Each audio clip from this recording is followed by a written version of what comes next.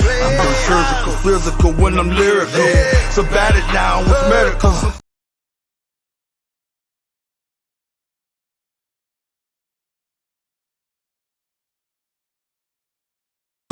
I'm very surgical, physical when I'm lyrical. So bat it down with medical, something critical. It's gonna take a miracle. Bright lights with some spiritual, written down like biblical. I finally reached the pinnacle. Yeah, welcome to the house, the one they talking about. Word of mouth, the boxing playhouse, without a doubt. All the latest and greatest boxing news, that's what it's all about. Bienvenido a Boxing Playhouse Latin America. Esta semana tenemos el orgullo y el placer a hacer una entrevista aquí con la única Christina Cruz, campeón nacional 7 veces, campeón de los guantes oro en Nueva York 10 veces, imagínate eso. Ella tiene una hoja de vida que se lee como 5 o 7 páginas, te coge todo el día a averiguar y a mirar las cosas que ha logrado esta muchacha en boxeo. Una estrella, una gran persona, y estamos aquí con Angel Hidalgo, Ray Sosa y Christina Cruz. Bienvenido, Boxing Playhouse Latin America. How you doing, everyone? ¿Cómo está todo el mundo? Doing good. Thank you for having me. Un placer, a great pleasure. I'm going to speak Spanish and English, okay? Yeah. Un gran placer estar aquí con mi socio, Ángel Hidalgo, y si no me equivoco, Ángel, tú eres familia de ella o algo así, no sé, primo lejano o algo así, ¿no? Y estamos aquí también con Ray Sosa, el maestro. ¿Cómo está, Ray?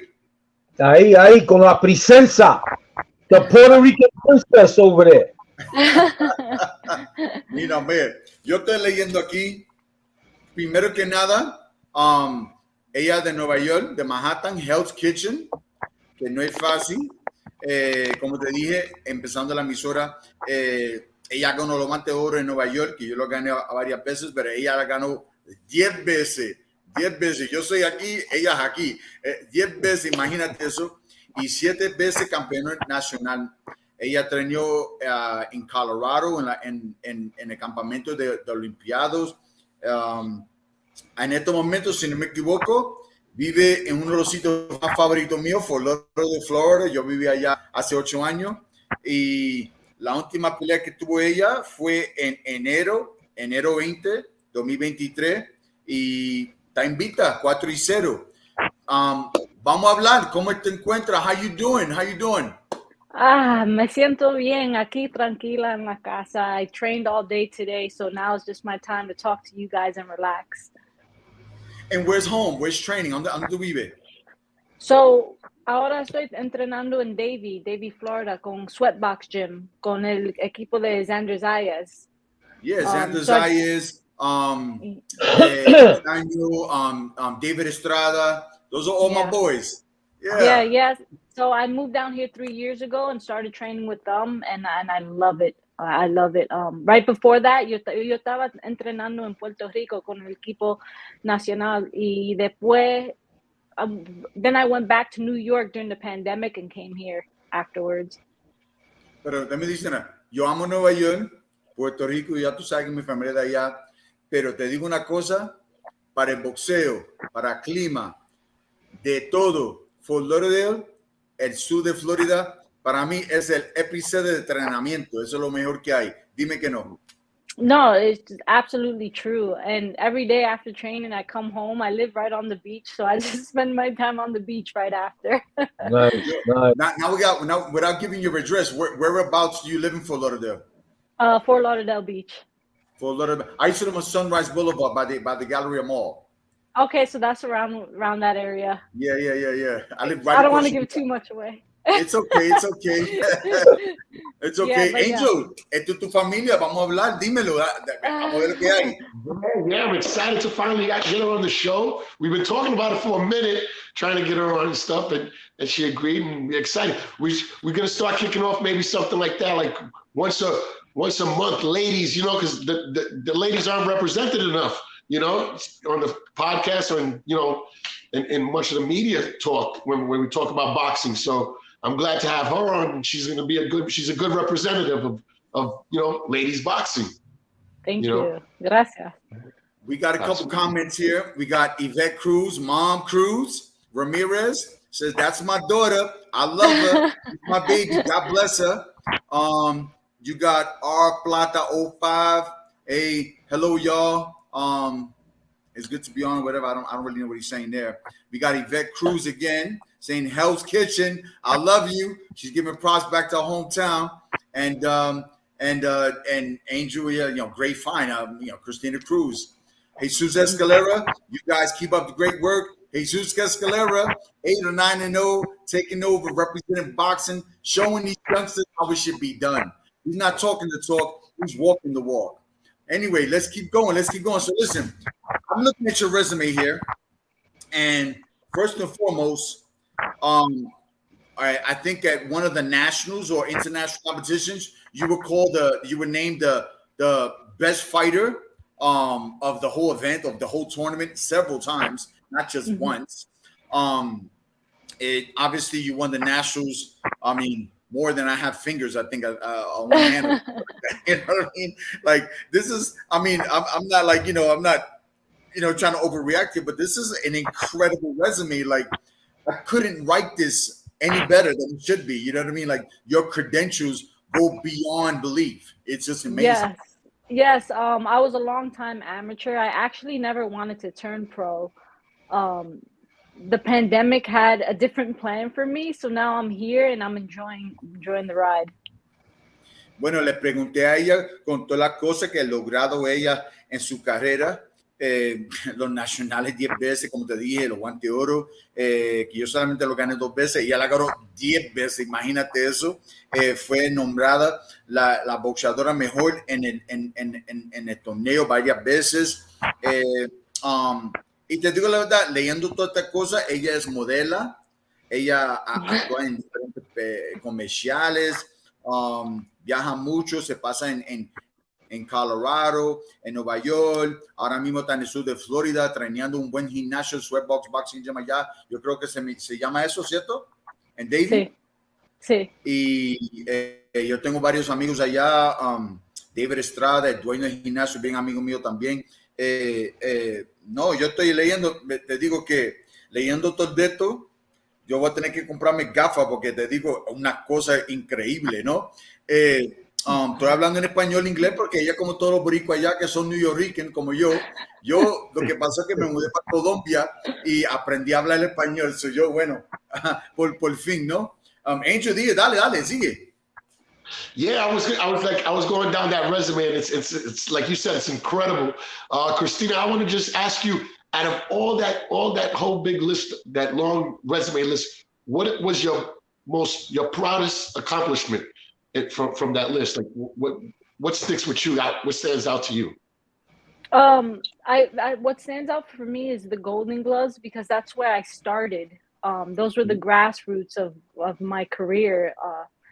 And to be able to make history, not only in Madison Square Garden, but at the Barclays Center, it was just an amazing thing for me. I got to beat Mark Breland's record, who held the record before I did. He held it at 5.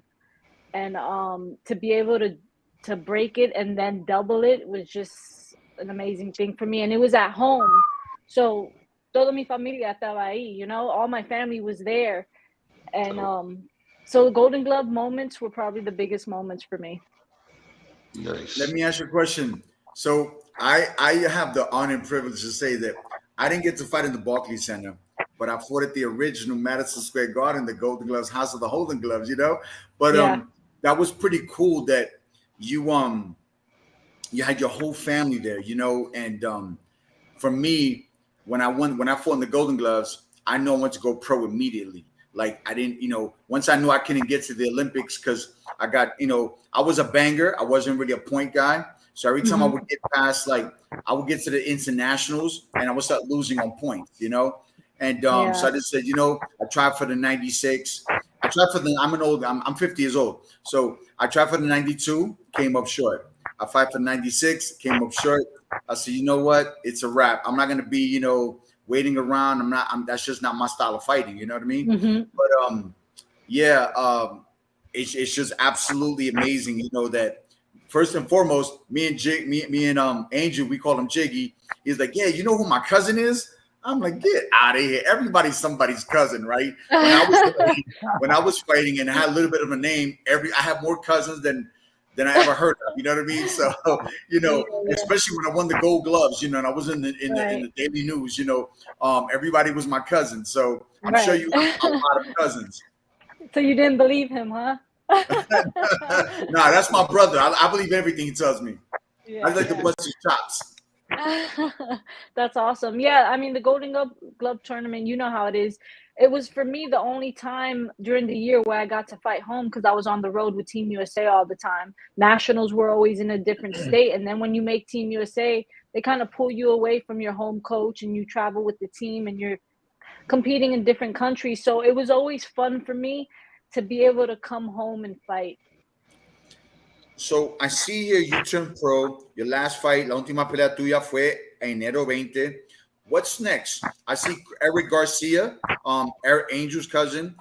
He says, hello, everybody. He'd like to know, Christina, what's next? ¿Qué es la próxima pelea que tú vas a tener? ¿Y qué tú esperas hacer en los próximos 2 años? What do you plan? What's your agenda for the next fight? And therefore, moving ahead, what's next in the next 2 years? Where do you see yourself boxing-wise in the next 2 years? So next, I will be fighting towards the end of April. I can't announce the date yet because it's not final. And then again in June, which will be a huge card that I'm excited about. And then as far as like within the next 2 years, I mean, within this year, hoping by the end of the year, I hope to be in title contention for a belt. So that's what my manager and I and my team are looking forward to. We're really trying to push to get those bigger fights. I know I only have 4 fights, but I have the experience to be able to go for those title shots early on. Well, one of those fights, the Puerto Rican Day Parade weekend. That'll be dope. At the Garden. I've actually gotten to fight on that card last year, so I was one of the first Puerto Rican females to fight on that card.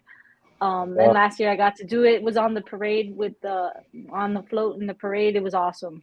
History in the making. Look at that. History maker. Mira, ella estaba diciendo que ella supuestamente va a tener una pelea en abril. Ella no puede decir o decir la fecha en este momento porque nada está firmado concreto en este momento. Pero ella tiene algo para abril y si todo salga bien, Dios quiera, en junio tiene algo bien grande. Y si Dios quiera, nos den la oportunidad para decirlo aquí, para anunciarlo acá en Boxing Playhouse Latin America, ¿no? Y como ella ha logrado tantas cosas en lo amateur, tiene tantas peleas y ha hecho tantas cosas que ella no necesita tener 20 peleas para un título mundial. Ella tiene la experiencia, tiene la calidad de boxeo, tiene todo. Lo que le falta son solamente la oportunidad y la persona que se atreve a meterse ahí con ella en el ring. Eso es lo que pienso yo. ¿Cierto? Yeah, that's the biggest problem too, is trying to get the opponents. Promoters now want females to be on the card. Now it's just like getting the girls to fight. So, so that's what we're looking forward to. Bueno. Y tú dijiste, vamos a hablar de la gente con quien tú has trabajado. ¿Cuáles profesores? Si quieres mencionar a alguien. La mejor pelea que tú tuviste amateur. Y obviamente solamente tener 4 peleas profesional. Pero entre los 4 peleas profesional, ¿cuál fue alguien que vino, que se puso los pantalones para pelear contigo bien? So as an amateur, one of the most competitive fights that I had was in the Olympic trials in 2020. It was the semifinals against Mexican girl from California. Her name is Heaven Garcia. Really good fighter, really young and really good.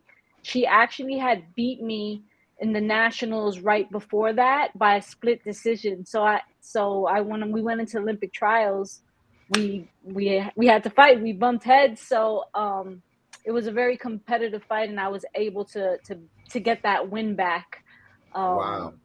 Yeah, and it was just one of those fights where like everybody came. You know how in nationals you have like 4 different rings set up, or 3 different rings.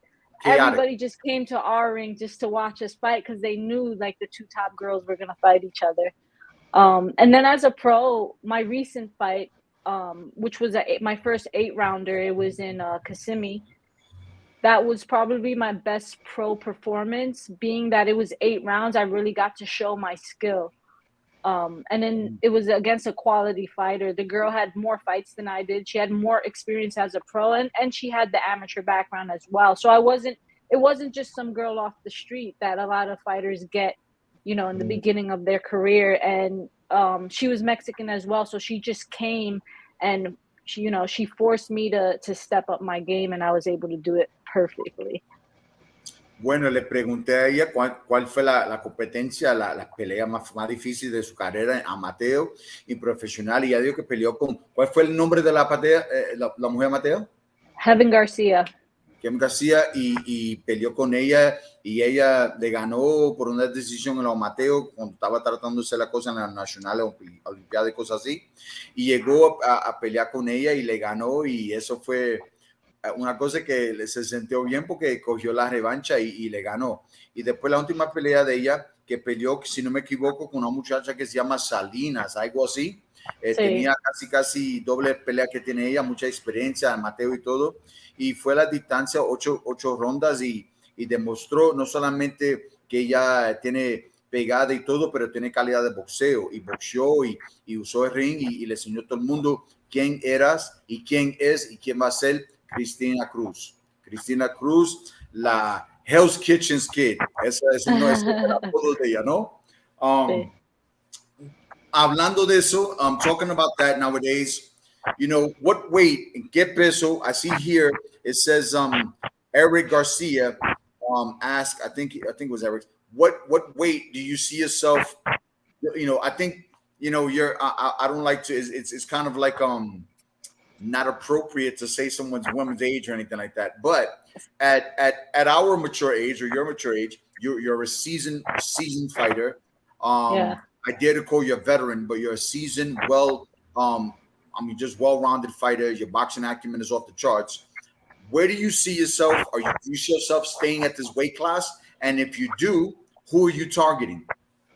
So right now, I can fight.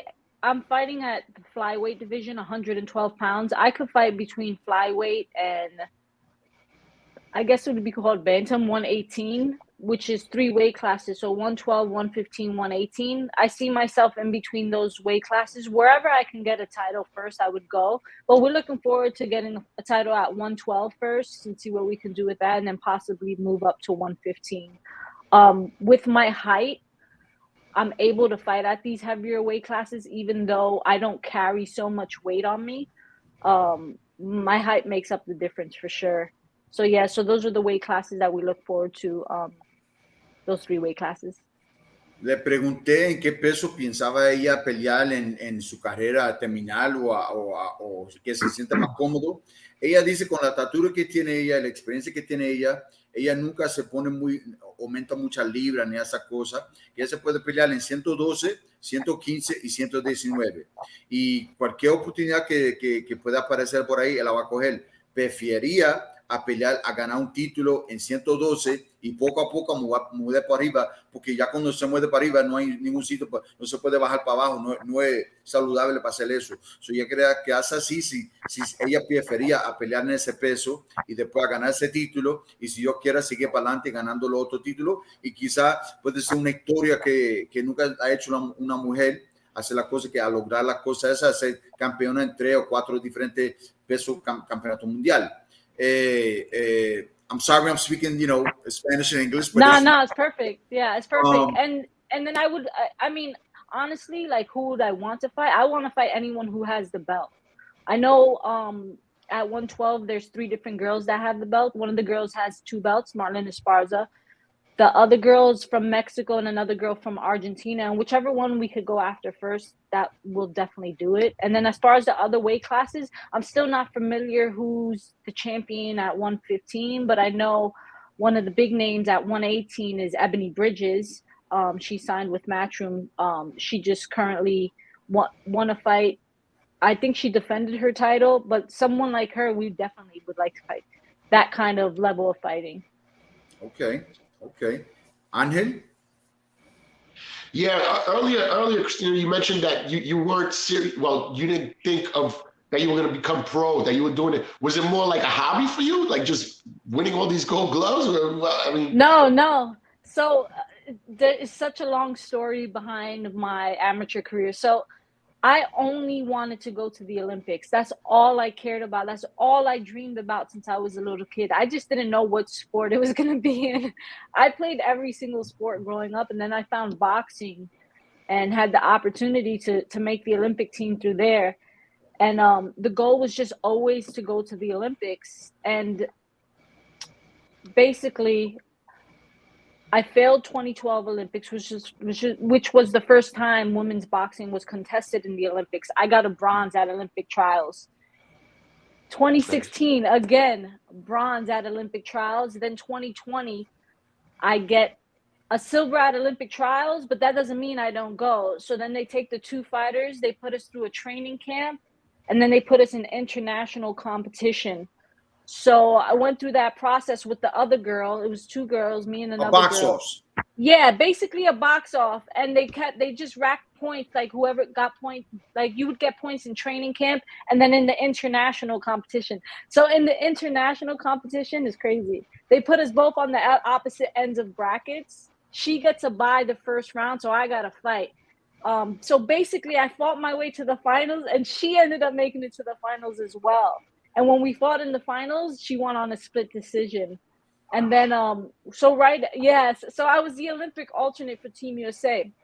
But then Puerto Rico calls me and was like, hey, we would like you to represent Puerto Rico in the Olympics. We just need you to box off with the girl who's #1 here. So right after that trip in Bulgaria, where I just finished fighting 6 times in the tournament, flew straight to Puerto Rico, beat their girl, and made the Olympic team for Puerto Rico. Then the pandemic hits. And the pandemic hits. So when you make the Olympic team, it doesn't mean you're going to the Olympics. You still have to go to international qualifier. 5 days before the international qualifier in Argentina, the pandemic shut down Argentina, so they didn't allow us to go qualify. The IOC says we're going to postpone the Olympics to next year. So I waited a whole year to go to the qualifiers again. 5 days again before qualifiers, the pandemic shuts it down again in 2021, and the IOC says, IOC, which is the International Olympic Committee, they say we're not allowing the Americas, our continent, to qualify their spot for the Olympics. Instead, we're just picking. So we were the only continent who didn't actually get to fight for our spot. So the Oceania fought, the Europeans got to fight, Asia got to fight, Africa all got to qualify fairly, whereas in the Americas we didn't. So it left me out. It left me out and a bunch of other athletes who've been training their whole lives for this moment. So so I know everybody's story in the pandemic, has hit them in some kind of way, but that's my story. So it ruined my chances of finally going to the Olympics. And it was just like, I went back to my coach. I was like, all right, I'm retiring. And he was like, no, we're going to turn pro. Just try it out. You loved it. And I tried it out, and now I'm in love with the pros. Now I'm here. You like it better than the amateurs? Like the style? Oh, I love it. Oh, yeah, so much better. I mean, and just the way you're treated, like I have my whole team there just doing everything for me that is needed in order for me to succeed. And as an amateur, you're constantly fighting all year round. Like you're drained. There was times where I hadn't seen my family in months because I was on the road competing. Whereas now I have more time for myself. I have more time for family, and I get to kind of manage my life a little better. Christina, is funny. It's weird. I'm retired. I'm 50 years old. I look at a boxing match. I get motivated. I walk down the stairs. I'll cross the refrigerator, and I'm like, nah, there goes that motivation. I'm going to the refrigerator and start eating. Okay. But in saying that, sometimes I sit with my wife. I love my wife. She's awesome. She wasn't privy to my boxing career. We got married after we met her after my career, and we would speak about, hey, what about this? And my family would talk about stories in the past or whatever. I'm like, I miss Christmases. I miss Thanksgivings. I missed a lot. I miss my grandmother's funeral. She passed away because I was in training camp, you know, Right. and my coach was very strict at the time. He wouldn't allow me to have my phone Monday through Friday, you know, my cell phone or whatever, anything like that. Towards, you know, I actually started boxing when people didn't have too many cell phones with them, you know what I mean? But in saying that, I miss a lot of holidays with people. And ironically enough, I like to stay home a lot because I was never home. I lived in a suitcase. Even when I was an amateur and I represented the United States in international competitions, Sweden, Finland, Denmark, Scandinavia, all that. I was away during the holidays. And one of my favorite holidays is Thanksgiving because our family would all sit down and eat turkey, even though the meaning of Thanksgiving really didn't, you know, it didn't really, synchronize with me. It didn't really have too much of meaning. It was just the fact that I sat down with my family and had a meal with them, you know. Right. So every year, I don't care if I miss Christmas or even birthdays for that matter, but I just love Thanksgiving because Thanksgiving I got to sit down with my family. And my wife's like, how is that possible? Sometimes I'll be in Germany. And, you know, it's a different time zone. I'm not going to call somebody at a certain time because it's morning time there. And, you know, I wouldn't share these special moments with my family.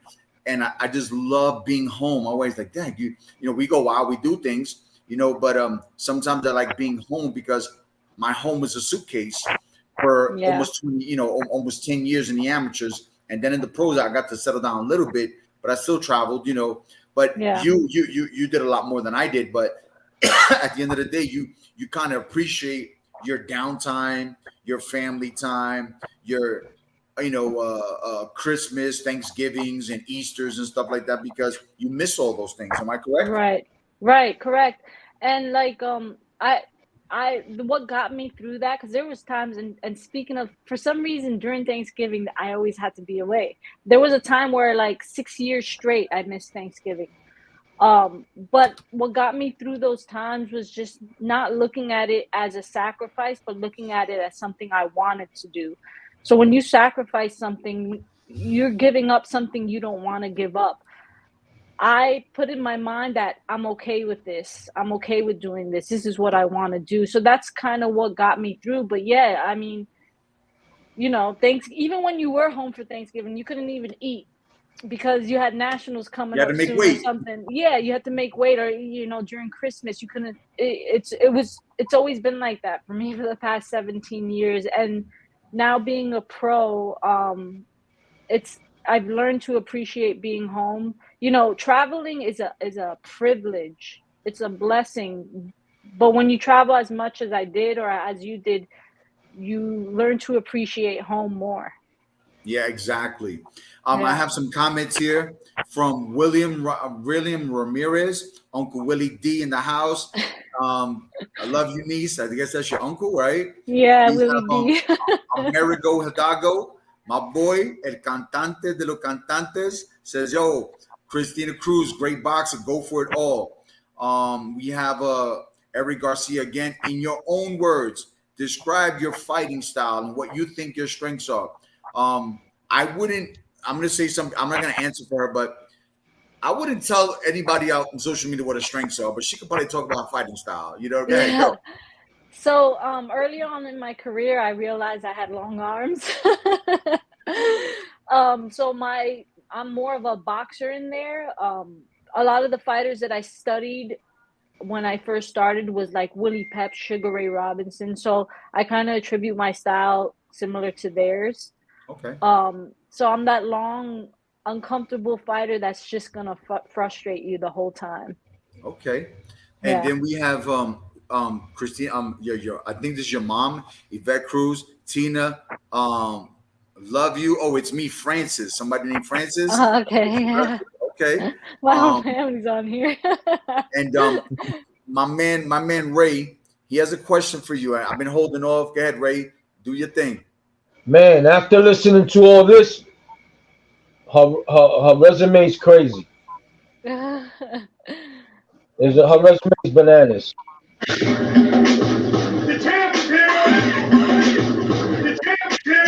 That's all I can say. Whatever she didn't achieve, Whatever she didn't achieve in the amateurs, she gonna do in the pros. Congratulations. You said you you. fought a girl. You said you fought a girl by the name of Heaven, right? Yeah. You must have gave hell. It was such a great fight. And she's younger than I am. She's just a fighter that I look forward to see shining in the future when her time is here. And also, you beat my best man's record. You know that. Yeah. Oh yeah. Mark Green was Mark. my best man at my wedding. Yeah. Oh, that's awesome. No, he's Great great. guy. He Yeah. actually, when I tied his record, he presented me with my Golden Oh, Gloves wow, in wow. Madison Square Garden. Yeah. You a lot like him, you know. You got the same persona, calm and cool, but a monster in the ring. Yeah. So, so you're gonna, yeah, someone I looked up to early on in my career. you're gonna think about that name, Princesa, La Princesa, the Puerto I don't Rican. know yet. One question I have: when you go to the beach, do you run on the water? Yeah, I go in the water. Good. No, I mean run. Do you run at the edge of the Oh, water? not as much as I would like to. I have some injuries that prevents me from doing that right now, but I used to do it all the time. Yeah. Who is your Golden Glove trainer? So my amateur trainer was Marco Suarez. He's been Okay. my coach for about 15 years as an amateur. Unfortunately, because I had to move to Florida, I started training with Javier Centeno here in Florida.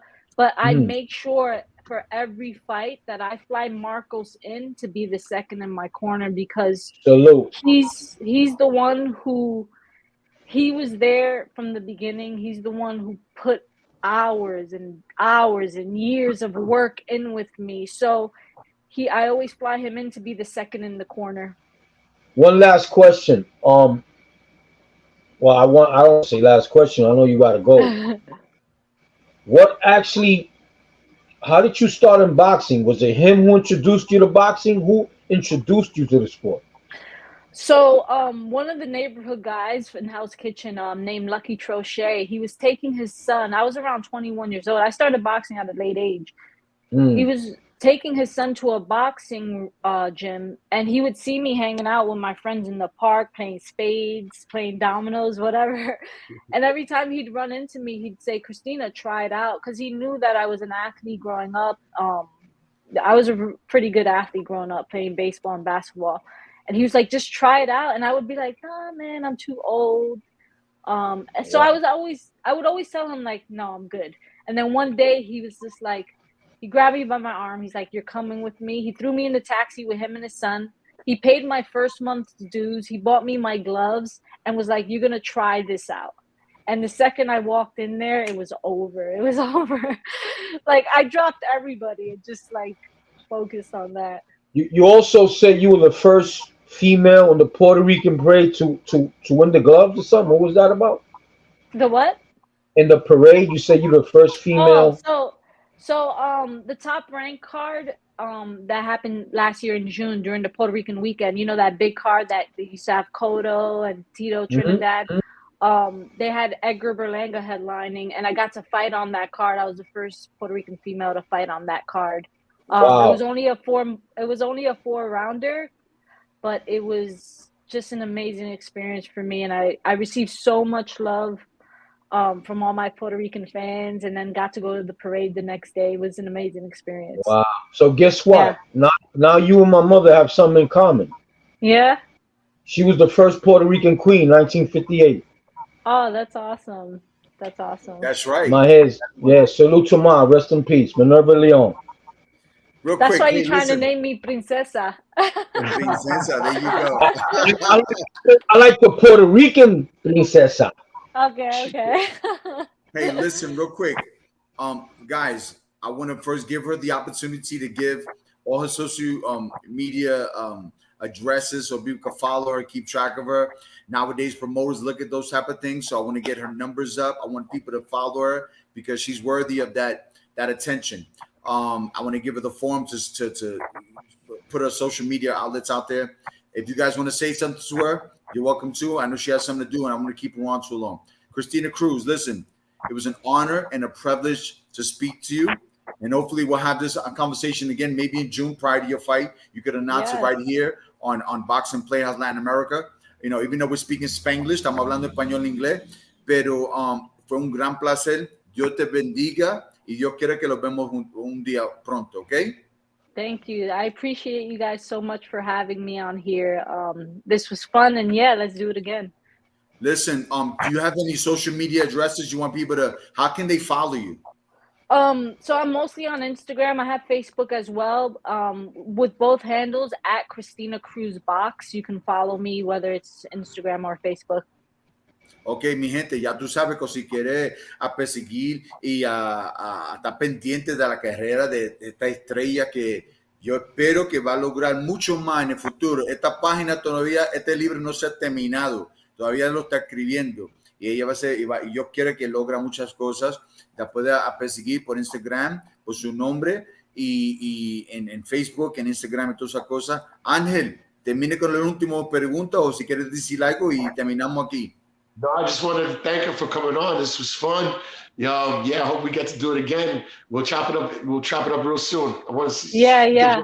How things went. How you felt about it. All right, sounds good. Thank you guys. I appreciate you guys. Salute. Hell's Kitchen's kid, baby. Thank you. All right. Later. Okay. All right, baby. Listen, vamos a seguir hablando de esta semana de boxeo. Fue un gran placer hablar con Christina Cruz. Gracias a mi socio Ángel Hidalgo, la familia de él. Estoy un poco celoso, pero muchas cosas muy buenas. Vamos a hablar que cómo pasó la semana. ¿Viste las peleas? ¿Qué espera? ¿Viste la pelea de Roy Jones? O si quieres llamarlas una pelea. ¿Viste la pelea de Roy Jones? I saw the highlights. I didn't see the actual fight. I did see the highlights. Yeah. Lowlights. Highlights. Lowlights.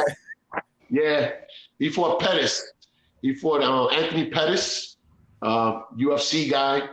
He was good. He was a real good guy in the UFC. I believe he was champion stuff. I think it was welterweight in the UFC, but in the UFC mixed martial arts, welterweight is what welterweight is in boxing. Sí, diferente. You know, I don't know, 160 something, 170. I think I'm not sure, but I know it's heavier than what it is in boxing. So seeing him fight at what they fought at like cruiserweight, I was like, whoa. Some people would be like, wait, he's gonna fight a welterweight. I'm like, nah, that's not the same exact thing. You know, again, it's different sport, different weight classes, and he fought a younger guy who put it on. You know. Yo no vi la pelea yo vi la pelea total. You did. El muchacho hizo bien, pero no hizo nada tampoco. Pero hizo más que Roy. Roy estaba tirando un golpe aquí, un golpe allá, y se vio viejo. Yo digo, deja de boxear o pelea uno que tenga la misma edad que usted. Deja de los jóvenes. Esto no se puede hacer. ¿Tú viste la pelea, Ray? You saw the fight, Ray? Yeah, man, I'd rather talk about Christina Cruz, man. Well, you know, Christina Cruz, it was nice. Estaba lindo. No, I'm just saying. Tenemos que hablar. This is Boxing Playhouse Latin America. Tenemos que hablar de boxeo. I'm only saying that. Trying to say that. We're watching Roy Jones después de viejo, bro. Like, that was just a gesture because I was talking to her. Then we go to Old Man Roy, you know what I'm saying? Yeah. We got Sakura there. What's going on, What's Sakura? up, guys? How's it going tonight? Whoa, Sakura. It was awesome. Christina Cruz. Oof. Yeah, adorable too. Just so cute. And also just the record speaks for itself. I mean, she's earned all her accolades. So that was pretty amazing. 10 golden gloves. I mean, that's what I'm saying. Yeah. Let's talk about it a little more. 10 of them for real. So I hope everybody supports her through her career. It's going to be a great thing. I wanted to chime in on this Roy Jones situation. Guys, all right, I got to give Roy his props. He was like down in weight, okay? Weight than he was for the Mike Tyson versus Roy Jones fight. So, you know, whether or not he won or not, the point is he won because he was in the fight still. But I want to say one thing to make it clear, since he is supposed to be he's a Florida Boxing Hall of Fame inductee this year. I wanted to make sure people know that in St. Pete, we're going to have the Florida Boxing Hall of Fame weekend, baby. And it's starting with the TNK Boxing Promotions card on June 30th. That's that Friday. Then Saturday and Sunday, we're going to party. We're going to celebrate. We're going to tip it up. They're going to get them rings, okay? All like July 1st and July 2nd to round off the whole weekend. So make sure you get your tickets. All you got to do is go to FloridaBoxingHallOfFame.com, baby.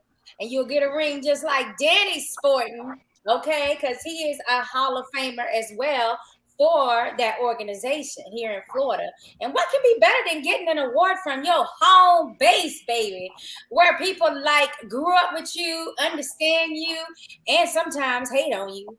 So like, it's a good thing to get awards from. You know, I know he's got other accolades and things like that, but you know, this year, this is from your home state. So it's something that is very important, and it should be, you know, a really great weekend. We also got TNK's very own Tito Escalera, Jesus Escalera for promoter. And we also have Vonda Carson, who has been with Don King for quite a long time. Don King Promotions. She's like the go-to person for him, and the administration, all the work, basically, all the work goes through her. So we got to give her props as well.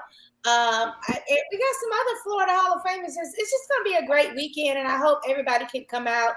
We're going to be at the Hilton Caroline in St. Petersburg, Clearwater area, like right off Roosevelt.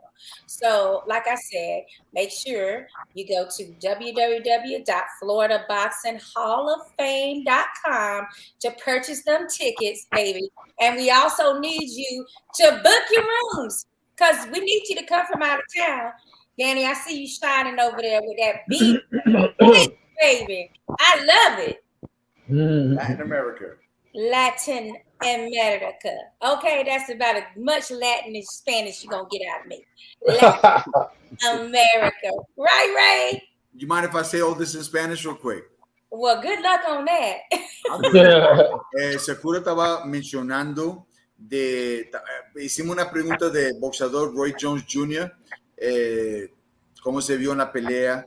Ella dijo que se vio bien porque estaba en forma y es una cosa que se tiene que hablar, que a la edad de él y bajó de peso. Para mí no se vio tan bien, pero para la edad de él bajó de peso y peleó un muchacho que tenía mucho menos edad que él. Este año lo van a anunciar y lo van a poner en la Casa de Fama de Boxeo allá en Florida, en St. Petersburg. Ella quiere que todo el mundo que vaya para la página www.floridaboxinghalloffame.com y que si quieren ver las peleas de TNK Promotions, Jesús Escalera, no solamente promotor, pero un boxeador que ya está, yo creo que está 8-9-0, ha ganado varios títulos nacionales, internacionales y cosas así. Y es siempre, el año que me pusieron en la Casa de Fama de Boxeo, año 2021, fue una gran pelea ese año. Y todos los años Jesús Escalera pone buenas peleas en ese día. Yo espero que Ángel estaba ahí en 2021, que te diga este año. Y hablando de eso, que ella quiere que todo el mundo vaya y apoye la Casa de Fama, porque son gente que se merecen estar en esa casa, en ese sitio, ¿no? I just said everything you said, Sakura. Anything you want to talk about this week as far as boxing is concerned? Let's get into some good stuff. About to say something before. What were you going to say, Ray? Who, me? Oh, let me just rephrase about Roy. That was my favorite fighter, Roy Jones of the 90s. So I just like to remember him the way he was, lightning fast, and was a hell of a freaking fighter. So when I see him like this a little bit, I just get a little like, I just wish that he would hang it up and keep his legacy, man, because he got a hell of a legacy. He's addicted, Ray. Like we boxing fans are addicted to the fight, to the action, to the impact, to the KOs. He's a real one. He's real. He's real. That glove reps and so you guys don't think he did this because he needed some bread, some money? I mean, has to be, gotta be. I think so. I think so. Training guys overseas, so I don't think so. I think he really is addicted to it. I really do. I mean, it's a bonus that he's gonna get, some more coins in his purse for sure.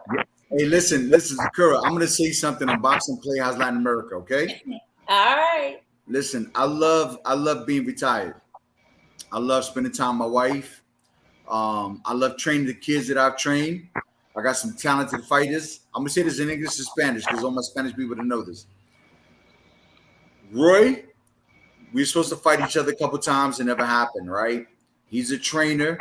He's 4 years older than me. I'm 50. He's 54. I say, let's put on a card. I'll come out of retirement, right? And my kids fight his kids. Him and I fight each other. Okay. And we can do a nice show like that. And we just see that. not only if my skills measure up to his, but if my boys who I train measure up to his boys. I'm up for something like that. I hear what? Challenge. That's interesting. You have ways to get in touch with them. Get in touch with them and let them know what I just said. I will. I mean, for sure. We gotta take this video and chop it up. I'm gonna say something. So that can just be one of our promo moments. I'm gonna say it in Spanish. Mire, yo I had a promotional poster when you were supposed to fight him, D. I got it in the office. I got a new poster. You seen the new poster? Yeah.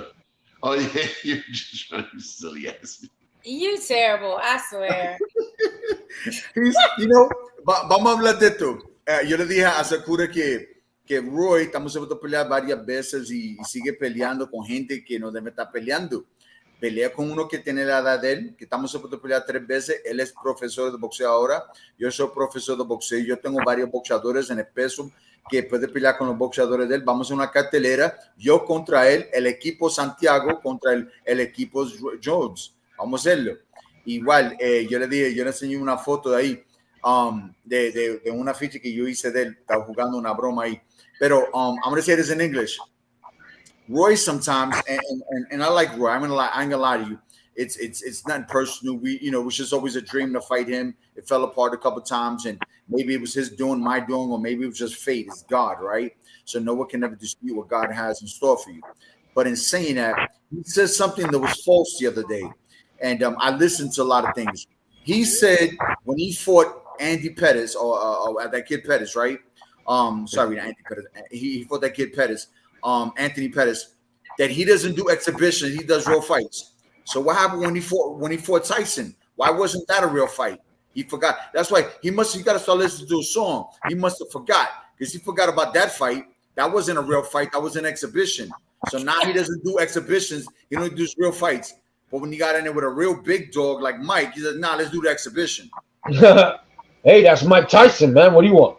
Yeah, what the hell you want? Like, you gonna get in there with Mike Tyson?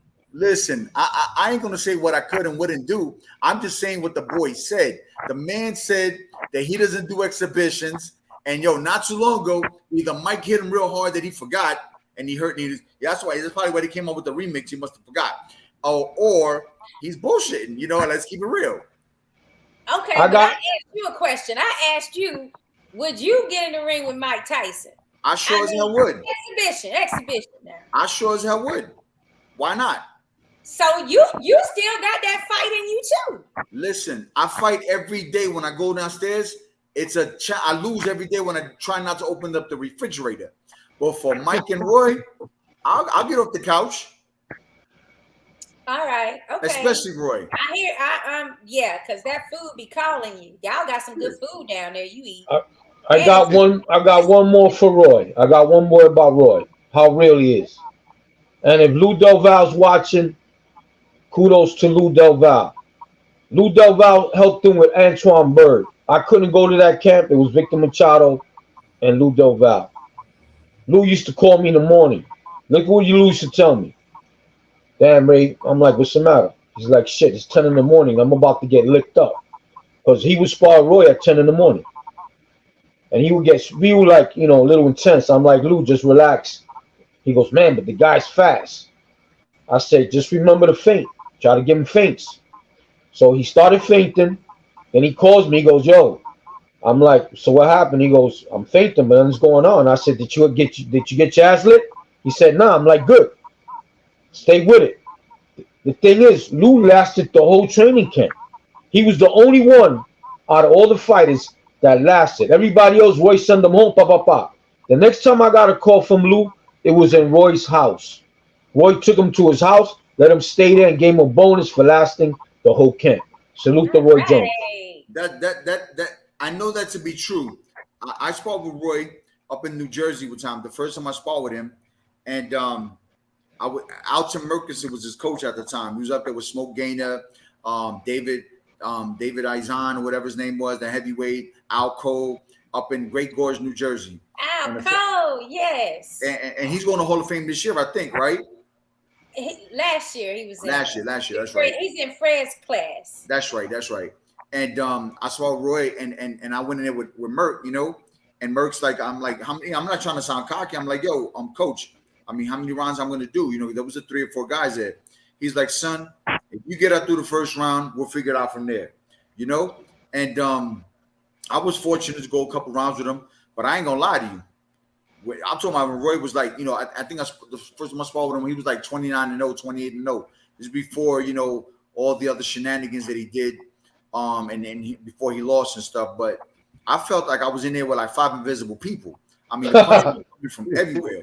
Like, I ain't gonna lie to you, man. I mean, and don't get me wrong, I had like 3 or 4 pro fights at the time. I was a young buck, and the game. Like Roy was already 29-0 when I had 4 fights. You know what I mean? So I was intimidated by the fact, like, yo, I'm in here with Roy Jones, and this dude, I was wearing this dude's boxer sneakers. He's the only boxer in the sport of in the sport of any sport and boxing that has his own sneaker with Nike. He has his own boxer sneaker, right? So I'm wearing his shoes and stuff, and I'm in there sparring with him. And I swear to you, man, I'm like, when you turn on the light switch, as soon as you turn on the switch, the light goes on. I mean, this dude was like that. It was just like I was in there with 5 invisible people. I didn't know where to hide my head at. You know what I'm saying? But that being said, I felt good. Like I kept coming, putting pressure. I think I sparred him another time, and I started putting pressure, and I started realizing that once you start getting, you get past that, he has like really long arms. He has like go gadget arms, and he's really fast. So, once you get past that little 1-2 that he throws and the jab, you get in. That's why I knew when Glenn Johnson was going to fight him, because Glenn Johnson has really long arms and he could take a good shot. And Glenn's my boy. When he beat Roy, I mean, it was like I won. And I have mad love for the dude because I know Glenn. I know Glenn's struggle. I know Glenn his journey. And he really is earned his name, the Road Warrior, because he went wherever it took to get it done. And when everybody gave up on him, and let me tell you something, and I'm not taking a shot at him, but when he fought Roy, I think he was like 26-10 or something like that. Like, I don't remember exactly what it was, but it was something similar to that. And then a lot of people had given up on him, and I bet money that day against some dude, and I made some money because I knew Glenn was gonna knock him out. Because I knew once you put pressure on Roy, he would bust like a pipe, But in saying that, when the first time I saw Roy, man, I'm telling you, I was in there with like 5 invisible people. I ain't know where the punches were coming from. I ain't know where to hide. He got 4 hands. That dude got 4 hands. He don't got 2. He got 4. He's unbelievable, man. But like everything else in time, age catches up to everyone. Remember who was it? I forgot who it was. Pazienza. No, that was the Australian dude. That was the Australian dude. I've never seen that before. In a professional boxing fight. Yeah, no. Put his hands behind his back, waiting for the guy to make a move. From behind his back, he beat him to the punch, knocked him out. Natural ability is something that it's hard to beat. Natural ability, just God-given gifts. And I've learned that through just looking at some of the footage of people like, you know, Sugar Ray Robinson to Pernell Whitaker, and, you know, it's some others that just, it's hard to beat natural talent. Duran, that's another one that's like, it's that natural talent is just something you can't overcome a lot. Most of the time, boxers are not going to overcome that, you know. And if you're a natural fighter, like I put Danny in that class, a boxer, where it's like, you know, if you get in the ring with him, you know the next day you don't feel like shit. Like, that's the kind of fighter you dealing with. So, I mean, a lot of people want to skip over that. They don't really want to deal with all that. And there's some people out there now that's like that. You know, Eastside Cruz. A lot of people don't want to mess with him. They don't feel like getting beat up. Sean Porter was another one people didn't want to get in the ring with, really. They did, but they knew like it was gonna be hell. Like, they just some boxers that they just got that talent. I consider being a true fighter, like that is a God-given talent. Everybody don't come out of the womb and got that go-getter spirit and got that fight in them. You know, some people are weaker, and you as a real fighter, you're gonna take advantage of all your weapons in that ring, and that's one of them. It's just being a dog in there. Sakura, Angel and me, we go back since we were kids. I know him 30 plus years. He's my brother. I used to drive around with Angel in Ocala, Florida. I used to have boxing gloves in my trunk of my car, or I used to throw them in his trunk. And I used to, because there was no gyms in Ocala. I was a part of the guy named Rodney Giles and a few people that came together, Artie Hudner, that we built the first gym in Ocala, you know, per se. Tito was involved in it, you know, Tito Casso and stuff, you know. And I used to ride around Ocala with Angel and beg people to spar me in the parks, in parking lots, at Walmart parking lot. Remember that, Angel? Absolutely, of course. And how many volunteered? They look at me like, yo, you know what? You crazy or what, man? Go to the basketball court or whatever, like, yo, who looks live here? Yo, you guys want to spar with someone? For real. Yeah, they'll come out like, I want to yeah, we got gloves right in the back. We got gloves right there in the trunk. What's up? That's what I'm talking about. That's a real fighter. I mean, Ray know what's up too because of his experience in the gyms. He know right away if he say, "Hey, I need you to spar such and such," and they talking about they want to be a boxer, but they don't want to get in that damn ring even for sparring. It's like, dude, this ain't your sport, you know. Hey. Listen, talking about that pure boxers and stuff like that, Tank Davis, he's going to fight Ryan Garcia. What do you guys think? What are your picks? It's coming up. I'm going with Tank, man. You know, I'm going to tell you the truth. Personally, there's some things I don't like that he does in his personal life. And I wish somebody would get a hold of him and give him some advice. You know, he has, you know, I'm sure he has some good people around him, but he needs some people just to be like, yo, my brother, I wouldn't do that. You know what I mean? I'm talking about personal stuff, like manhandling situation. I don't like that. You know, I have no respect for that. But as far as the fight game, I think it's just a no-brainer. I think he's going to beat Ryan Garcia. You know, I'm with Tank all day. No-brainer? A no-brainer? No, not a no-brainer. If he beats him, he beats him. But a no-brainer means like it's going to be easy pickings, and I don't think so. I think that Ryan Garcia has the easier pickings. I think that Tank Davis has fought the better competition. He's got a great style. He has a good chin. He bangs. I mean, for me, he fights my style of fighting. I got to go with that all day, every day. Okay. The only thing, I'm sorry, Ray. Tank likes to fight from behind. Like, I don't know. He's like, he to me, he lets the guys come on, and he sets traps. This is what I always notice.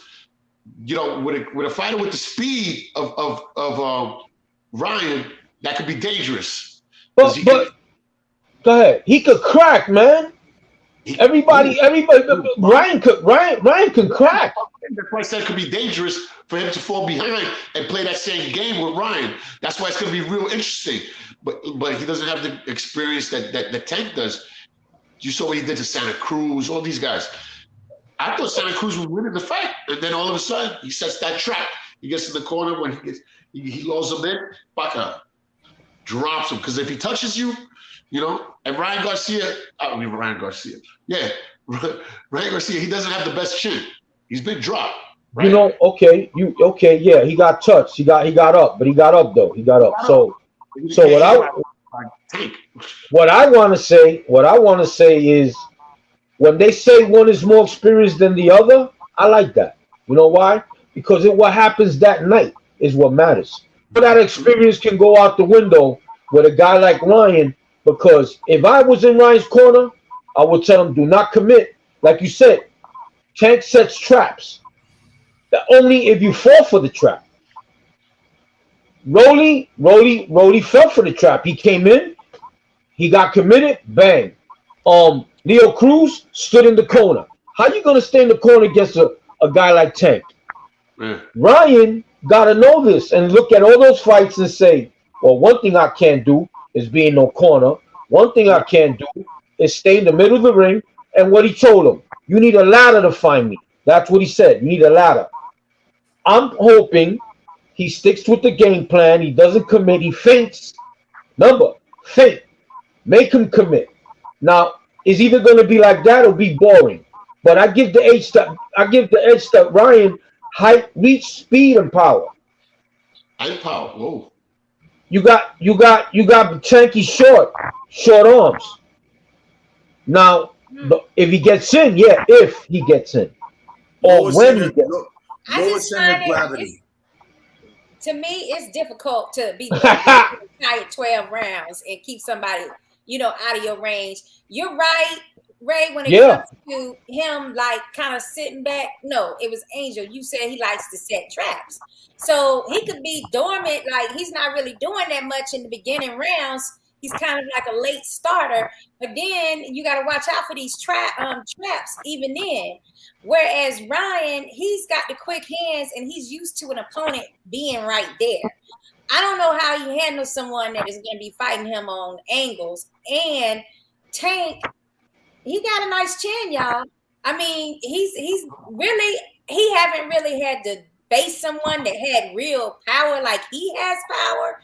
But at the same time, anything that anybody's ever given him, he's like taking, and Rolly was like the most powerful boxer that he had faced, and he took one of his punches, fairly easy. So I think it's gonna be hard to knock out a Davis. You know what I'm saying? A Tank Davis. I don't think you're gonna knock him out. And then for Ryan, go ahead. No, go ahead.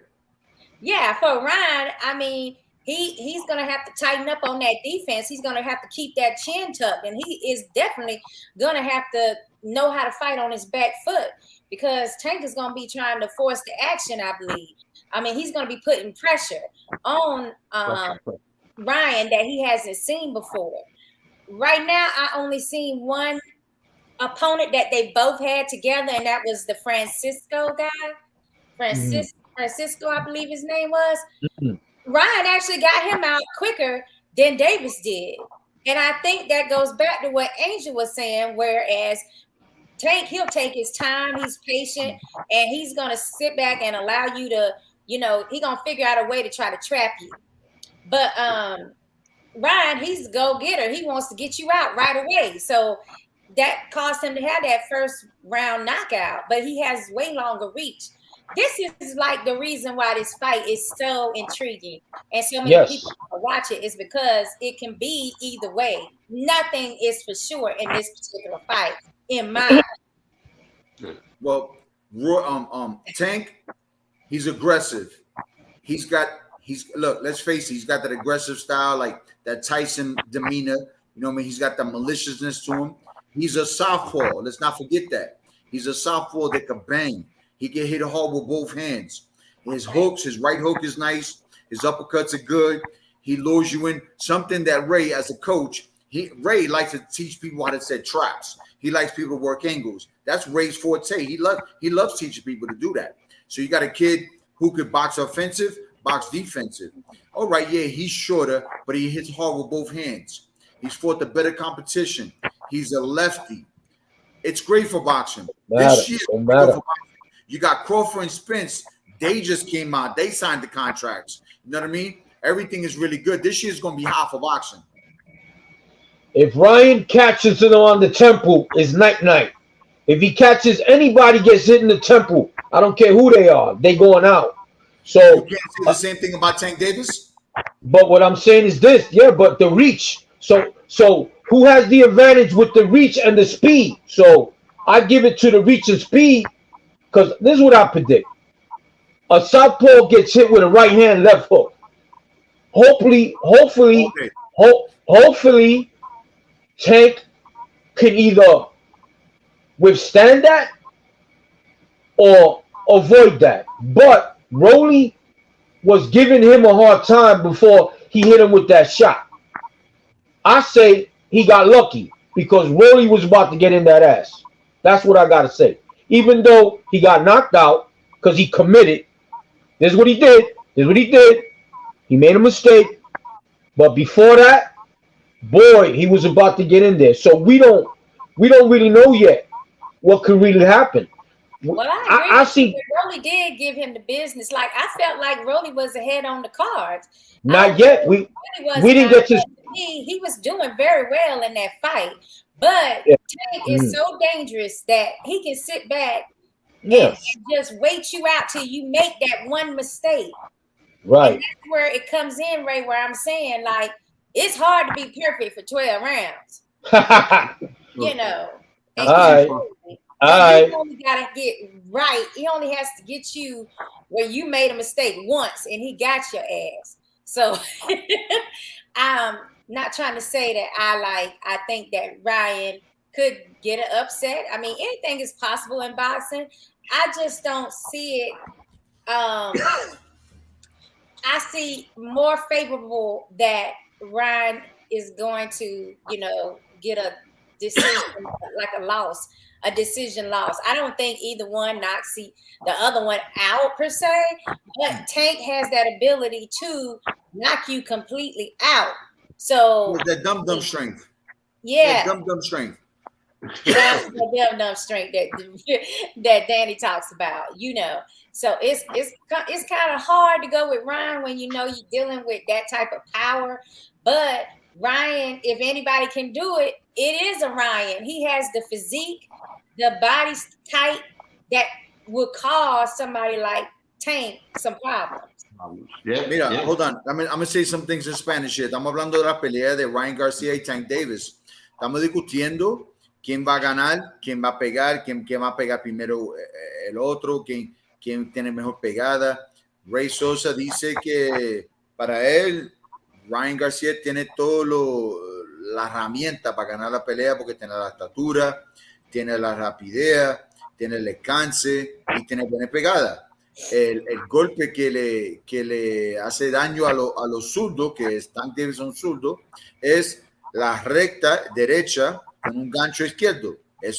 Y es un golpe que tiene muy bien él. Sakura dice, ella no piensa que nadie se va a noquear, que va a la decisión. Y ella, la forma que piensa que Ryan García puede ganar, pero igual, Tank Davis, si lo conecta con un golpe, lo puede noquear porque tiene buen golpe. Real quick, I want to make some announcements here, some comments here. We have America with the Hidalgo saying, Sakura, looking good, girl. Thank you. He said Danny was a pain. Okay, let's keep that between us. We have Rob, MC. Whoever hits the button the hardest will win. You brought the pain, like you were the pain. That was what we were talking about, the other stuff. Yeah. And then they say, and then Rob says, yeah, he likes that dumb straight comment. Love it. We are we say mom power. Yeah, shout out to Rob from the UK, guys. He's up late watching us. Yeah, Rob, man, thanks a lot, baby. I remember Hidalgo said Garcia Tank, similar to Ali Frazier. Wow, that's a very good comparison. Yeah, you got Tank like a Joe Frazier, and you got Ryan Garcia.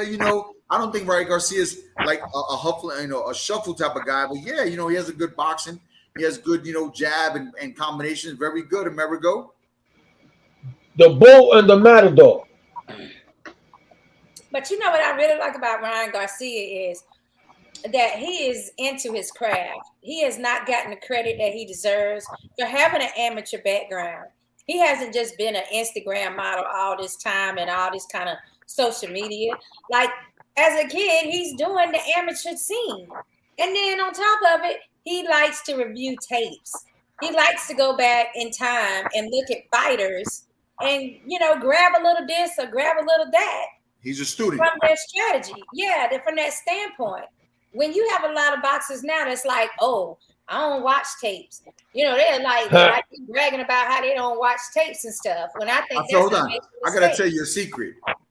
Yeah. I gotta tell you a secret. That's a lie. They liars. They are liars. Well, they watch the tape of their opponent. They lie about watching tapes of their opponents. But what I'm talking about is when I know, like Ryan, he looks like his body build is similar to Sugar Ray Robinson, and he goes back and watches that fighter in particular, because it's somebody that has that same physicality. So it's like being smart enough to go back and realize, like, damn, I can learn a lot from one of these old school boxers that's legends that have the same body type as me. So, like, I'm saying that type of boxing videos, like where you're going back and you're being a historian and you're actually learning the craft from the old school boxers. Can I show you something? Go ahead. Oh, I'm like waiting to see it. What's that? What is that? Him and Roy, he got the ring. What is that? And Roy Jones in it. In the chicken outfit.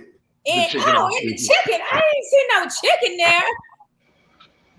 What you trying to call him out? You trying to call Roy out later on? He definitely calling him out. You must have forgot. That's all. Just trying to remind him. Hey, Ryan Garcia, the Fast and the Furious. That's it. Yeah, I'm going with Tank, man, all day. That's my boy. All right. All right, well, who's ready to put the money on it? You put your mouth where your money's at. 10, 99, 99, 99, 11, 12, 13. Come on, Daddy, give it up. Listen, I want to talk about something. I'm not trying to change the subject, but let's talk about Spence. I'm really amped up about this fight. This is the fight I really want to watch. Spence and Crawford. Crawford. June 17th, I believe. Am I correct, Shakura? Junio 17? They're talking about a June 17th fight, according to Ring Magazine and Michael Benson from ESPN Sports. What we don't know is about Bud's comment, which on Twitter he came out and said it is April Fool's. Like, so I'm just like, what the hell is going on? Is this a real thing or not? Now, 2 weeks ago, Emilio had heard that it was on the schedule for Spectrum as a pay-per-view fight for June 17th. All it said was Spence, though. It didn't say for sure that it was a Bud Crawford fight. So stop playing, man. And reading that Spence versus Keith Thurman as a backup if they are unable to completely approve and get these contracts signed for Bud Crawford. One last thing. Back to Ryan. The fight is made because Ryan accepted the contract. Okay, let's talk about you brought that up. Let's talk about this hydration clause. What do you think about that? Did he give that to Rolly? Did he give the hydration to Rolly? I don't think so. I heard you didn't give it to nobody except Ryan. What do you think about that, Sakura? Okay, well, for me, if you are talking about 10 pounds more onto 136, if you're over the 10 pounds, then that means you're at 147. That is a welterweight. So I'm fine with the rehydration clause because this is something that I really think that we should start enacting in all these damn fights. Yeah. They weigh in at, like, you know, let's take, for instance, the David Benavidez versus Plant fight. He's able to weigh in at 168, okay, which is super middleweight. However, the night of the fight, Nobody's thinking that he's around 168, 170, 175. Okay, now we already at a light heavyweight. This is the problem. Like, I'm not mad at 10 pounds, and I wish all the fights were like that, because there's a reason for weight classes, and it's called fighter safety. This is why back in the day, you got to give the credit to all these fighters back in the day, man. They made that weight, they stood there, and they fought. Yeah, You know, same in day weight. In Pennsylvania, I didn't like it. I fought in Pennsylvania a couple times because I'm a fat boy and I like to eat, right? So I had to starve myself to get down in weight. But in Pennsylvania, the times I fought there, they have same day weigh-ins, and that way they didn't let the guys go in from. Because I ain't gonna lie to you. Later in my career, I would fight at 174. Like when I fought Tarver and I got smacked up a little bit, I weighed in. I got down. I lost a lot of weight for that fight. But the very next day, I was up to 190 pounds again after weighing in 174. You know what I mean? And it's just something that happens because as I got older, it was getting more difficult for me to lose weight, right? But in Pennsylvania, for sure, like I remember when I fought there, and I was younger. When I fought, I was a lot younger. I didn't have too much of a problem with the weight situation. But over there, it's the same weight. You're weighing in the morning, you know, and they're pretty. Craig Sherb at the time, I don't know if he's still the commissioner, but back then, Craig Sherb was a commissioner. He would do the weigh-ins, very restricted for the rules. Everything is on time. Get in and get out. Go get something to eat. But you would have no way to put on more than 10 pounds by fight time, because it's really, honestly, now that I'm old and I realize certain things, it's really unhealthy. It was unhealthy of me, and I know it slowed me down. It made me lethargic. And I'm looking back at things. You know, my coach was right, and certain people were right about things. I should have adjusted some of the way I've done things. But yeah, I'm not saying that it's a clause that he put in there because he's afraid of anything. He's smart. He's smart. Why fight a guy if you know that you don't get heavier than 145? Why would you give somebody an advantage to come in at 150 or 150, whatever, and bring all that weight behind his shots? That's smart of him. I'm not being a hater on Ryan, and I'm not being for Tank. I'm just speaking facts. That's so smart. If you could do that, why not do it? My problem with the whole situation was that afterwards, that Ryan Garcia was on social media and stuff complaining about it.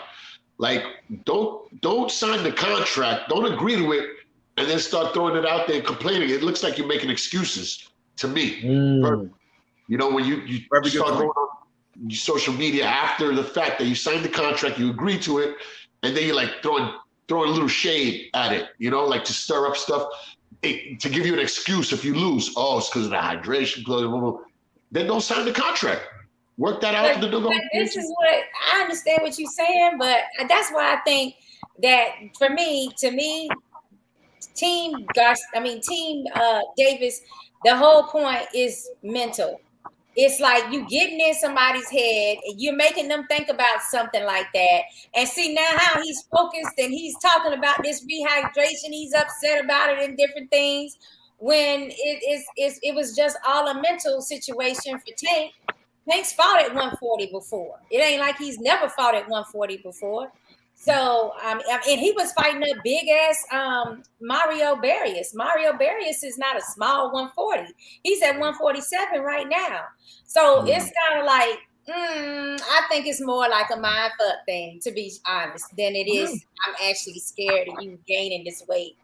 But I do think that should be a thing for all fights. Stay within a 10 pound area of the weigh-in, because it's also giving you an unfair advantage when you blow up 20 pounds and your opponent, not saying in this particular fight, but I'm just saying overall, it's not fair when you got one boxer that's rehydrating like 20 plus pounds, and then you're still around the weight zone that you actually weighed in at. You know what I'm saying? Now you got you know, Rob, if I can interrupt you, I have a couple comments from Rob. Rob MC, man, the guy has a great boxing mind. He says, always great to watch great fights. I'm going with the bookies always. They always win, right? Crawford all the way. And he says, back in the day, boxers were true champions, were true warriors, tooth and nails, tough as nails. Nobody beating their records these days and probably never will. And then the last comment, which was really interesting for me, is says they should do 2 weigh-ins, one in the morning and one 2 hours before the fight. And maybe if they do something like that, there'll be some kind of like penalization or fine or something, or deduction from purses. What do you think of that? That's interesting.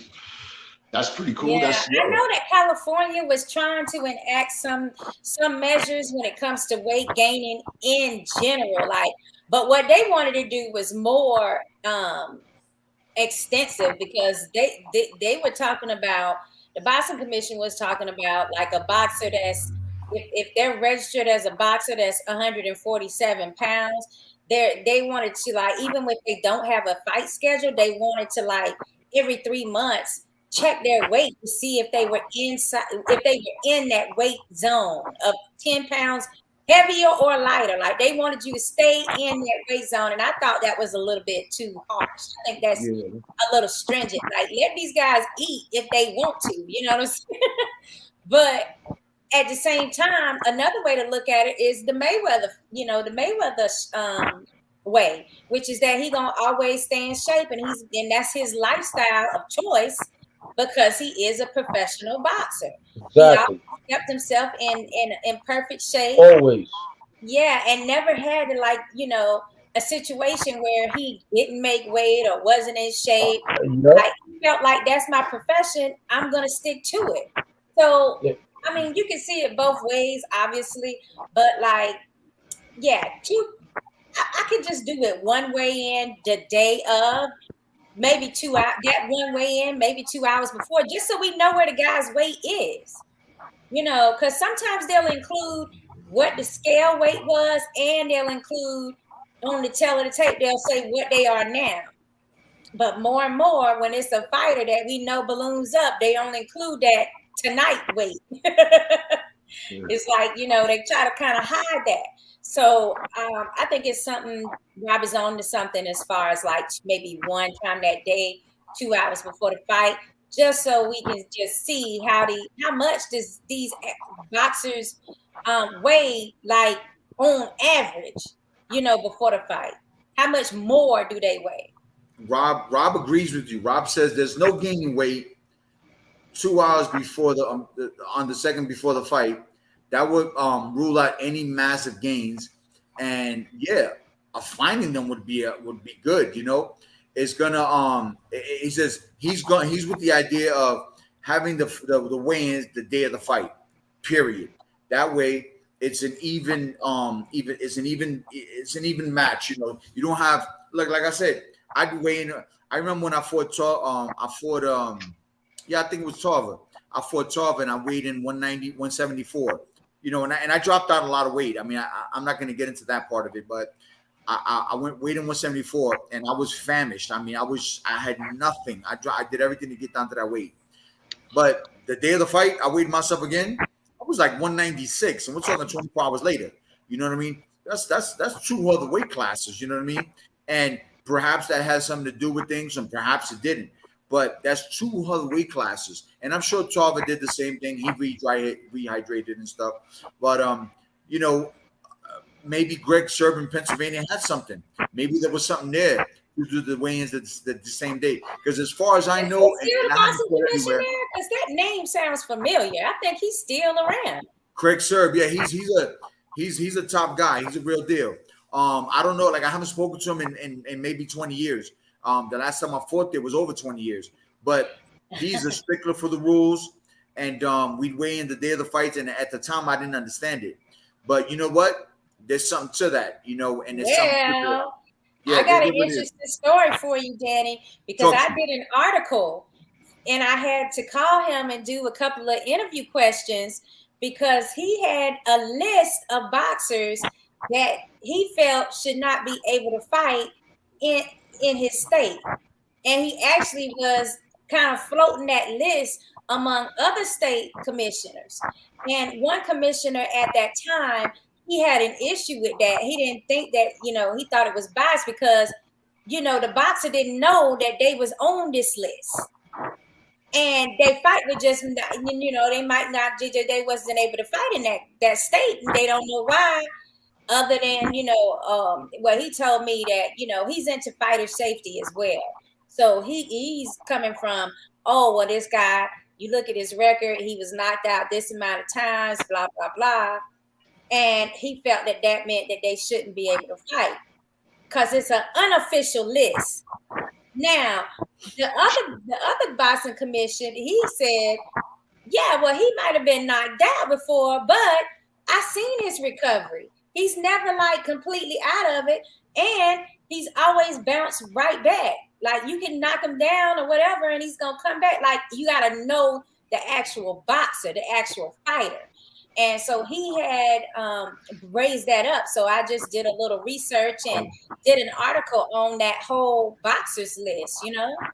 But you know, everybody has their opinion. He was voted into the commission as boxing commissioner for his state, and that's the way he wants to do it. There's nothing that says he can't. My only issue in the article I raised is that I think that that's something that the boxers should know about, and they should be able to contest it if they want to. Well, let me just say this, and I don't want to drag this on all day. Losing weight, and I speak from personal experience because I had issues with weight after the age of 30. You know, I was a big man stuck in a little man's body. As Ray can attest, he's always thought I should lose and get down to even a lower weight, right? But in saying that, and I started studying things as I got older. When you start losing weight here and you start losing weight here, you lose weight everywhere, including your brain. And your brain liquid, yeah. Your brain sits in a body of fluid. And the problem is that, you know, all these commissioners, they're great. They look out for their best interests of fighters. And Greg Serb is one of those people. There's a couple guys in Florida that are the same way. You know, let me tell you, sometimes you got to protect fighters from themselves. Right? I've seen 2 fighters die in person and right there in front of me. One in a fight in Ocala, Florida, the very first live show that I've ever been to. I seen a guy die. The guy last name was Goldstein. He was out of Miami, he fought in Ocala, Florida. I seen him drop dead in the corner right after the fight was over. And one time when I was in Fort Lauderdale at the I'm not going to mention the gym over there because I won't put them on blast. They're still around. But there was a gym in Fort Lauderdale, and a guy was sparring and he was getting his butt kicked, went to the shower, dropped dead right in there from brain injury, you know. And you're saying it happens more in sparring than in the fights, right? Like that's where a lot of damage gets done in the sparring. Because we're losing weight, we're going through things where we're malnourished, you know. Now fighters are getting a little bit smart about things, you know what I mean? But you know, I really I have a great opinion of Greg Zerb. You know, he's there's another guy in Florida that doesn't play around, Frank Gentile. I know you know him, Sakura.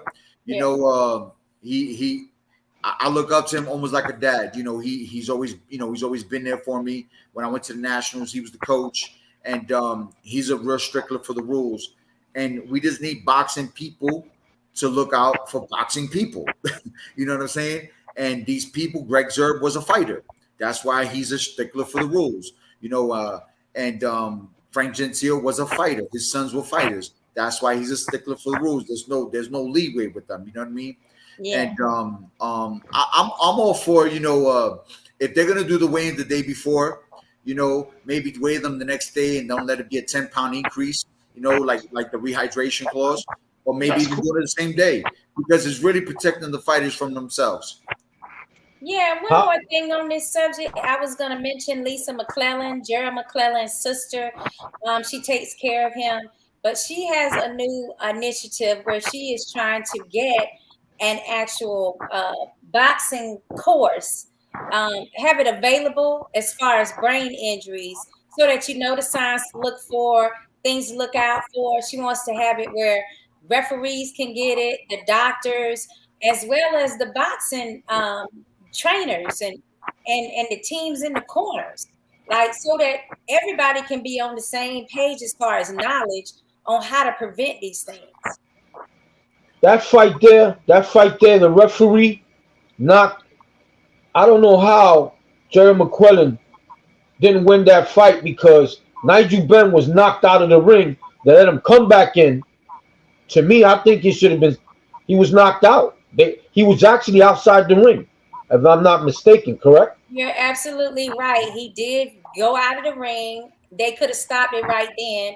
First of all, I'm learning that that particular referee did not speak English or he spoke Spanish, and neither one of the fighters spoke Spanish.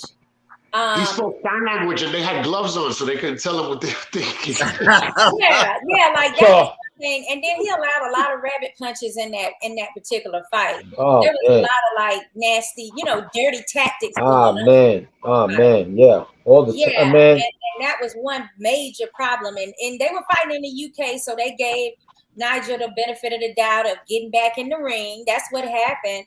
And Gerald just took a lot of rabbit punches throughout that fight, and no telling as far as sparring what might have happened before he even training, getting ready for the fight too. On top of that, you add somebody that's rabbit punching you, it's gonna cause some major damages. It's like that Puerto Rican kid, Preacher Cologne.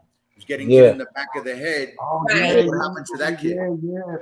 Yeah. What a tragic story. But it's important. The main thing that these boxers know is that when you are losing weight, that brain fluid needs time to rejuvenate in the brain to protect you.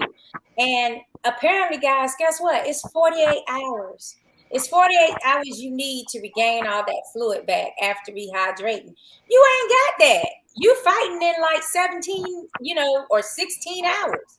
Yeah, and a lot of, if you're the main event, you're not having enough time to get on that scale and weigh in properly and then regain all that fluid back into your body. It is the last part of your body that rehydrates. And so right. these are all points that I feel like a lot of training teams, a lot of gyms, a lot of people do not know. Talk about getting knocked out the ring. Shout out to Danny Santiago. When my son fought in Colombia, he knocked the guy out in the ring, but Danny felt bad for the guy because he didn't want him to fall out of the ring on the floor. He helped him back in, and my son got a draw when he really won. It wasn't that he fell out the ring. I didn't help him out. I was a promoter of the show.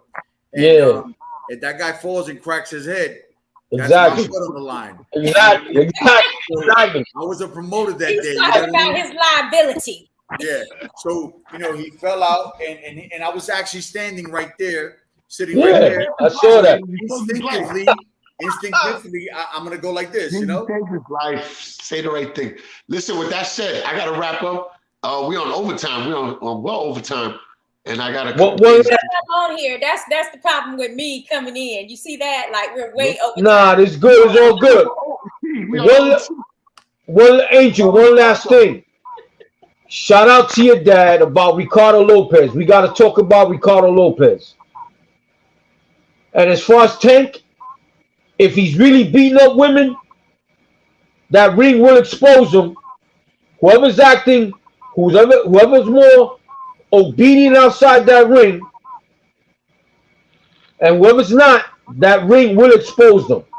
That's why you're going for Ryan, because of the outside effects. No, I just know that. I just know through experience, the way you carry yourself outside that ring, you can pay for it in there. And I know Ryan outside that ring has carried himself a lot better than Tank. I really believe he does put his hands on these girls. The girl said, oh, when she called, she wasn't bullshitting. She was scared. So a lot of times they got to cover him. I heard about Tank, how he could be behind him outside there. And Mayweather helped him, man. I don't care what they say about Mayweather. Mayweather helped him. So he was acting a little bougie when Mayweather got him all this stuff. So now he kind of forgot. We'll see. Mayweather made Tank. You know why? You are not supposed to be biased based on personalities outside the ring. Okay, all right, but those little things just make you wonder. He might pay for all that. He might pay. He might not. There's so many bad actors that have like championships and titles. Like sooner or later though. So Mike Tyson paid. A lot of people paid. Durant paid. We're gonna see you next time. Go ahead, man. We see you need to go. Thanks so much for being a part of the show tonight. All right, guys. I'll see you guys. Shiggy boo. Shiggy boo. Check out the new shirts. Boxing Playhouse Latin America, baby, right It's there. Boxing Playhouse, guys. This weekend, we didn't even think to talk about the Fondora fight that's coming up this weekend on Showtime. So, and there's also Friday Night Fighting, which is the Next Generation. It's also a Showtime feature as well. Plus, we got Top Rank with Shakur back in action against Yoshima. And then we have Keyshawn Davis, and we got Keyshawn, what do they call him, businessman? And then we also have, Jared Anderson, the real big baby, apparently. I've never seen these grown-ass men fighting over a nickname like Big Baby. I'm glad you brought that up, Sakura. Listen to this. I used to get a lot of flack, right? Ray knows me from the Bronx. People don't know how I got my name. There's a guy named Alex Ramos, right? And he was the original Bronx Bomber, great fighter, good fighter, moved out to LA. I only had one chance to meet him, so I don't really even know him, you know? So one day, I'm in the Bronx, I'm playing baseball, and I got signed to a team. I won't get into that. But my cousin used to call me the Bronx Bomber because I used to live literally a block or two away from the Yankee Stadium, right? And my favorite team, who? The Yankees. So they were the Bronx Bombers. I was a Bronx Bomber. Then when I turned pro, my cousin used to call me the Bronx Bomber, right? They used to call me Tyson because I used to train with Kevin Rooney, Tyson, but I was called the Bronx Bomber when I was in Morris Park with Ray and everybody over there, right? So I go start training with this guy and my coach, and he wanted me to change my name. I'm like, why? He goes, well, because you're not the Bronx Bomber. I'm like, who's the Bronx Bomber? He's like, so-and-so is a Bronx Bomber. I'm like, well, I didn't know who he was at the time. I'm like, well, call him up. Tell him come to the gym. I'll fight him for the name. And, we'll the best man wins, But lo and behold, he had retired like 20 years prior to this, So I'm like, that ain't his name. He's retired. But I couldn't have that name. But I hear these guys, they call themselves Sugar Ray Robinson, Sugar Ray Leonard. You have Terrible Terry Norris and Terrible this. And you have even one of our associates named himself after his family because he was called the Shark or whatever. But the Great is another one. People like to say the Great. Yeah, everybody puts these things out there for names, and I'm like, man, look, who was it not too long ago? Nobody calls us the Blade Barkley. Nobody calls us the Blade, right? But everybody's the Sugar or something along those lines. You know what I mean? And there's nothing wrong with that. But I just think they should ask permission. If they get permission from the actual boxer that had it before them and had a great legacy, then I think it's okay. If you don't get the okay, then leave that alone. Like they want that to be theirs. Like Tank Davis, right? He doesn't know this, but I met a guy in Ocala, Florida. He was called Tom the Tank Sanders. You know what I mean? Like how would Tank Davis know that? You know what I mean? Right. And how would I know? I didn't know anything. When I lived in the Bronx, Alex Ramos didn't live in the Bronx. He lived in LA. He still lives in LA, and God bless him. He's doing great things over there with a retirement fund and all those things like that, Yeah, there's another Bronx Bomber too. I think a Puerto Rican boxer that like old time. I forgot his full name, but yeah, it's an old timer that was the original Bronx Bomber. Yeah, and like my friend Lou Duval, who's real good friends with Ray, and they train together and stuff. I'm learning, Ray. I'm learning. His name is Honey Boy, and then there was another dude that trained out of New York and Florida. He called himself Honey Boy. You know what I mean? So it's just it's a different era of things, and I got a solution for you though. Yeah. You just call yourself the BX Bomber. That's all. Well, I'm retired. It's done with, The BX. Listen, guys, I gotta go. I get it. I mean, I would have liked that. It would have like I think it's like you could just do a variation like Sugar. Yeah, flip it. Sugar did one, where he just called himself Sugar, and then you had Sugar Ray, but then Leonard, then Robinson. Like, I mean, I guess Sugar was a variation of that. Well, one last thing then. Shout out again to esa mujer, la princesa Christina Cruz. Shout out to Christina Cruz. We appreciated her coming on tonight. I'm glad that we had the opportunity to speak about her and talk to her. But more importantly, I'm so happy that she decided to go professional after not even having that in her, as a goal in her preview. Like she just was like, we're going to do professional now. And now we're going to get to see her on the professional stage and her making money for all these earned accolades that she really didn't get the true attention she should have received from. Exactly. And she's a model. Now she is gorgeous, that's for sure. That's why she's the princess. Okay, she's the princess. Puerto Rican princess. Puerto Rican princess. Well, what the hell that made me? That's what I want to know. Huh? I said, what the hell that made me then? That's what I want to know. Well, your nationality. Just add your nationality to princess. I'm in everybody's nationality. I got a little everything going on. Yeah, so. I can see that. So I mean, that would be hard for me. But we'll figure it out at another week. I'm gonna give you a week to figure it out, Ray. And then we'll come back and you'll have my royalty name. Shout out to Emilio Playboy Santana. Okay. He can sing. He can sing. He can sing.